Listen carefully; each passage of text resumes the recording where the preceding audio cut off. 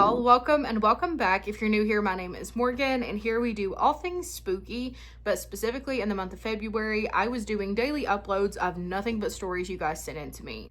Now, the month is coming to an end, but I am happy to tell you that during the weekdays, so Monday through Friday, 5 uploads a week, you are still going to be getting those stories, so please keep sending them in to me. Saturday and Sunday is going to consist of different things. I'm still going to talk about books I've read in the month, movies I've watched, personal stories, haunted places, truth behind scary movies, and my husband is actually starting a countdown series on here as well that we're super excited for. So please stay tuned for all of that. Please send me your stories. All of that information will be linked below, and there you'll also find other social medias and podcast episodes and all those things. But without further ado, let's get into these stories. I thought you may enjoy a sweet ghost story since all the ones you've read so far have been creepy. Here's something that happened when I was a baby. When I was born, I, despite being full term, was unusually small, especially since my mom was a diabetic, but she's also a smoker. I was so small that my mom actually had to have my grandma get baby doll clothes to take me home in because the newborn outfit my mom bought was too big. Well, my great-grandpa lived in a veteran's nursing home after he'd had a stroke. Whenever we'd go visit him, he'd tell my mom, "You can just leave her here. She ain't no bigger than a dime. I can just keep her in my pocket." I was born in May and my great-grandpa died in November. When I was around a year old, my mom and I moved to another city. In our apartment, there was a bay window, which is where my mom had put my playpen. Well, one night, my mom was busy and forgot to close the curtains. It was a full moon. When she finally came in to close them, she could hear me talking. I was looking directly up at the moon and just babbling like a toddler would. She asked me who I was talking to, and I said, "To the man on the moon." And she asked me what he was saying. In a matter-of-fact voice that only a toddler can muster, I said, "She ain't no bigger than a dime. I can just keep her in my pocket." Ever since then, my mom told me this story, and I feel a lot safer at night when there's a full moon. That's so nice. All right, next story. I'm one of your new followers, as I've been following for over 6 months now. I have some downtime due to a half-term break. I live in England, so it's the perfect time to write this out. A half-term break is a word to describe a one-week break halfway through the term of the school. Schools in the UK are far nicer than in the US. Fair. There are more breaks in the year, which is far nicer, and you still get a summer, but it isn't forever. It is easier for parents, but kids have a longer holiday. Rant about the US over, although there are more crucial rants about the US, and I feel for you fellow Americans over there. Everyone I talk to feels for you over there. Thank you. We appreciate it. I've always felt linked to the spiritual world, and I hope you enjoy these stories, and I'll send more. Here are a few stories. Story number 1. At the time, I think I was 12 and my niece was staying over. We didn't have many beds, so she shared one with me. My bedroom was in the basement. It had a small window, but for some reason it didn't have a curtain. Ugh. We were lying in bed trying to fall asleep, and I felt like someone was looking at me. I turned toward that feeling. There was a black silhouette of a man outside the window. I was so scared, but I didn't say anything to my niece as she was much younger than me. As I laid there frightened, my niece whispered and asked me if I saw the man standing there. I said, "Yeah, I do." I asked if she was scared. I told her to take my hand and I would count to 3. We would run upstairs to tell Grandpa, my dad, about the man. We ran from the room. As we were running up the stairs, she lost her footing, but I kept going and dragged her up the stairs as we were both terrified. I wanted my dad to confront the guy for scaring us. My dad and brother went out to look, and they searched the whole yard. There was no one. When they came back in, my dad said no one was there. My niece said, "Well, there was a man outside our window." My dad said it was impossible, as they would have been at least footprints where it had been raining. There was nothing. I didn't say anything else as it would scare my niece to know it was a ghost, at the very least. Story 2. I had a dream that I was dating this handsome man. Unfortunately, he died in a vehicle accident. He spoke to me in a dream, and he was sad that his life was over. He was quite a young man at this point, as he was only in his early 30s. The next day, I went up to the cemetery and found a fresh grave had been dug. At this point, I only thought it was a dream until I got to the front of the headstone. The headstone had a picture. When I looked closely, it was that of the man in my dream. I was shocked as though it was a dream at the time. I still didn't have the click moment and realized that my dreams were often premonitions or linked to the paranormal. Story 3. My sister and I were sitting in our college writing class, and we had to write a paper about one of our heroes. I chose my grandmother. She raised her children essentially as a single parent. My grandpa had PTSD and would only pop in once in a while to stay a couple of days here and there when he was alive. We were talking about grandparents with a friend and classmate. I said we have no living grandparents, and my sister said, "Yeah, we do. Our grandmother's alive." And I said, "No, she passed away." When then my sister got really upset with me. It was then after she told me what I had said. I knew my grandmother passed away, and she was letting me know she was gone. My grandmother was a strong woman. She raised 5 children on her own as an Indigenous and Native American woman in the U.S. She was poor. The only work she could get was harvesting food in the field. She didn't take any nonsense from the men in our lives and put them in their place. My grandmother's laugh was so infectious that if you heard it, you would laugh too, even if you didn't know why she was laughing. I still miss my grandmother to this day, and I hear her laugh. I remember her smile. I wish she could have met my children and husband, but someday in the great beyond, we will be together again. The following email I will send, I'll include her funeral. It will be an uplifting story that you can read at the end of any story times that need to pick me up. Ooh, okay, awesome. Please send that. I would love that. All of those stories really stuck out to me, but the one with the fresh grave and the picture sent chills down my spine because that is terrifying. All right, next story. I just want to say first and foremost that I'm really loving your TikTok and YouTube stories. I love hearing your stories and other stories, and frankly, some of them are downright terrifying. I want to share some of my experiences. I've always had experiences in my life, nothing too crazy, but experiences nonetheless. As a mother with 4 kids, I tend to explain things away as the kids did it, but this one story I could not explain away. One day I get home from work early, so before returning home, I ran to the market for some groceries that we needed. When arriving home, I came in the back door and yelled out to the kids to come out and help me with the grocery bags and went back to get more. When I came back in, the kids did not come out. I looked into the living room and didn't see any of them. I called out, "Let's go, I need help with the bags," and then I heard giggles, so I assumed they were hiding from me to be funny. I said, "Ha, let's go." Then the bus pulls up in front of the house. I froze because I realized at that moment that I was home alone, and the bus pulling up had the kids in it. I watched from the window. My son got off the bus and walked to the house, and at that moment, I knew that I was in fact home alone. It was a confirmation. Those giggles I heard were not my kids.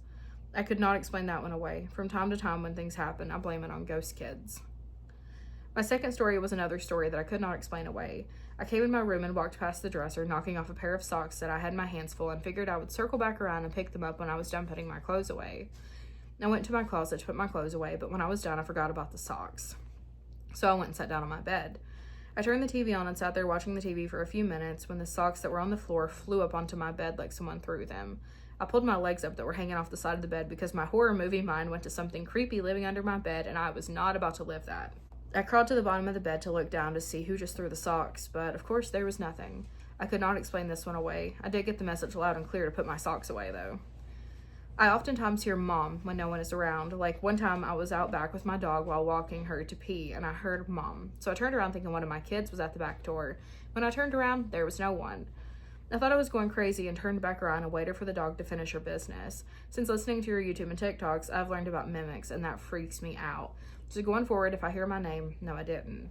My husband had experiences that were a little creepy, and one seemed aggressive with very loud banging, but I've not had those experiences, and for that I'm thankful. Keep up the story sharing and sharing your experiences, and for downright freaking me out from time to time. Ooh! Yeah, I don't like that. I'm glad you're following the if you saw it and heard it and no you didn't rule, because it is helpful. All right, next story. Hey Morgan, I hope you're doing well. I enjoy your channel, and as someone who has a ridiculous amount of spooky stories and still have spooky things happen, I choose to share a couple with you.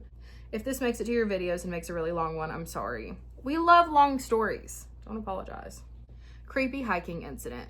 This happened at the beautiful rural spot of Mount Pisgah / Lake Willoughby, Vermont. Willoughby and this area throughout has a lot of lore and indigenous history. Strange things happen a lot out there, thanks to a ley line called the crown chakra that runs straight through the lake. Whenever I visit that place, I definitely feel something. The nature's peaceful, yet the spirits definitely let you know that they're there. I wouldn't be surprised if there are hidden cave systems in those mountains. There's a legend of a big cave at the bottom of the lake somewhere, and no one knows what could be living in it. In May of 2016, I was hanging out with my aunt, I call her Auntie, for the day, and we were just relaxing at her house, cleaning around and such. After some time, she asked if I wanted to go hike to get out of the area. Since it was a beautiful, clear day, not too hot or too cold, I agreed. I loved hiking. With that said, we packed our bags and drinks, snacks, and hopped into the car. Upon getting into the car, though, I realized my aunt had grabbed her 9mm at some point while we were getting ready. She was examining it as I watched. I can't remember what kind it was, but luckily it had a safety because she double-checked that it was on. She caught my gaze. "You're not worried about me taking this with me?" Since it was bear and cougar territory out there, I shook my head. I knew it was for scaring anyone off, mostly if anything happened. This would be our goal, to scare, not to harm unless absolutely needed, because we're both animal lovers and would not want to do that to anything. We gassed up and took off. When we got there, we chose the south side of the lake and my preferred side to hike and began the trek up to Mount Pisgah. Taking in the beautiful scenery and peace surrounding us, our stress of being around society was quickly washed away. We were enjoying ourselves a lot, climbing up the mountain until we got to the first lookout point, which is a large rock poking out of the mountainside and looking over the lake. You can see everything up there at this point, so we were already pretty high up. I sat on the lookout, taking in the scenery as Auntie was taking pictures on her phone from behind me. After a few minutes, we turned around to continue, but stopped when we saw a dog already standing quietly in the middle of the trail by themselves, panting and watching us calmly. They startled us, and we wondered where they came from since there was a pack strapped to their back. We didn't hear them coming. They were so quiet, but soon we heard a voice close by. "Hello?" We both looked at where it came from and saw an older man waving and smiling. We returned the greeting, and he told us how much his pup loved scratches and pets, so I played with her while he and Auntie started up a conversation. "Just to warn you young ladies, my girl and I came from the other side of the mountain. During our walk, we heard something in the foliage, and she went after it." The man gestured to his dog. "Out came a black bear. She chased him away till I couldn't see where they went. I'm not sure if they came over here." We gave her thanks for the warning, and Auntie showed him her protection. He nodded in approval, and we were all getting ready to move on. He gave his pup the okay when she looked up at him, and that was that. For the rest of the hike, we were more alert of our surroundings, and Auntie took the lead. We weren't going to let it scare us away, though. We had protection, and we should be okay. Suddenly, we heard rustling from behind a tree ahead of us, and Auntie immediately stopped in her tracks with the protection in hand, as we both stared at where it was coming from. Then a red squirrel hopped into view. Auntie relaxed and let go of that holster at the same time that I was planting a hand on her shoulder. "Be careful, they can smell fear," I warned. She gave me an unimpressed look while I laughed, and the squirrel ran off, and we started walking again. The more we climbed, the more our open surroundings where we could see through the trees with ease started to be replaced with ditches in the ground, ledges above us, and lots of boulders and bigger trees. Now anything could easily hide themselves. When we passed through the first few spots of scenery, we stopped to take a snack and a water break. We recharged quietly with some small talk, listening to the birds and other animals singing their songs and talking out into the woods. But then we heard something much louder rustling from our left. It didn't sound close, but not far away either. But it did grab our attention. As it continued and we stared into the direction, I made a guess that it could be squirrels playing, although it sounded too big, so Auntie thought it might be a deer. And then it just stopped. So we packed up and kept going after that. We didn't hear anything else for a little bit, but that really kept us on our alert. Although I tried to focus on the hike so I could keep enjoying it. We talked about anything for a little bit of noise, and to give whatever was ahead of us a heads up so we could give each other space. However, as we kept going, we eventually heard a stick snap from somewhere far behind us and off to the side, and more rustling. It was softer this time, but there. We turned to look in that direction, but as before, we couldn't see where it was. I can see in my mind's eye as I type this that the memory scares me. At this point, we were already far up the mountain and haven't seen any other hikers since the man and his dog, so we were alone with whatever this was. For the rest of our trip, it was an on and off thing, never too close, and we could never see what it was. We didn't hear it for a while, and then suddenly we could, so you can imagine how on edge we were.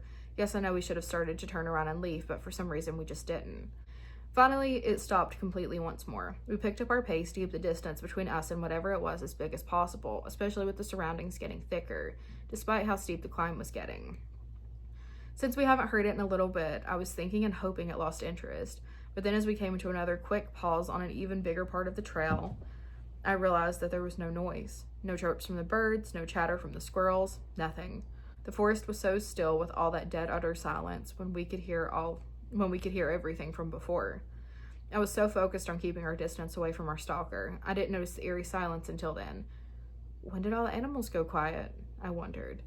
My anxiousness grew as I was about to say something about this disturbing silence, but stopped when I saw Auntie noticing it too. She instructed me to make more noise as she turned some music on her phone, still hoping we could scare it off if it was still around, but not too loud that we couldn't hear it. She led the way as I clapped, singing some of the lyrics I knew from the Avenged Sevenfold song I knew. Some minutes later, Auntie grew more rigid than she did before this whole trip. I bumped into her, not paying attention, cutting off my ridiculousness as she turned off her phone. She told me to stay quiet, stay close, and she pulled out her protection. The rustling was back, and this time it was in front of us. We both stared into the now thick forest, trying to see through it, but it was just impossible. This time the rustling was slow, with creaking, snapping branches. Along with that, we could hear the rustling turning into footfall as well, like whatever our stalker was now creeping toward us. We both started to pick up and throw rocks in its direction, shouting for it to piss off and leave us alone. But as you can guess, that didn't work. The footsteps kept coming in the same slow, creeping pace, even while we were throwing rocks. I tucked myself behind and between my auntie and a tree. She held the protection up and called out to be sure. "If this is a person, I have a weapon, so say something if you're human." No answer, just more rustling. Auntie repeats herself. Nothing. Cracking branches. Hey! Hey! Auntie shouts for the third time, and again for the third time, no answer. They were getting steadily louder, so she quickly raised the protection up, checked to see that there were no birds or small animals in the branches that could be in the way, and fired a warning shot. The ringing in my ears faded eventually, and I was met with silence. There weren't any more footsteps. Nothing made noise now.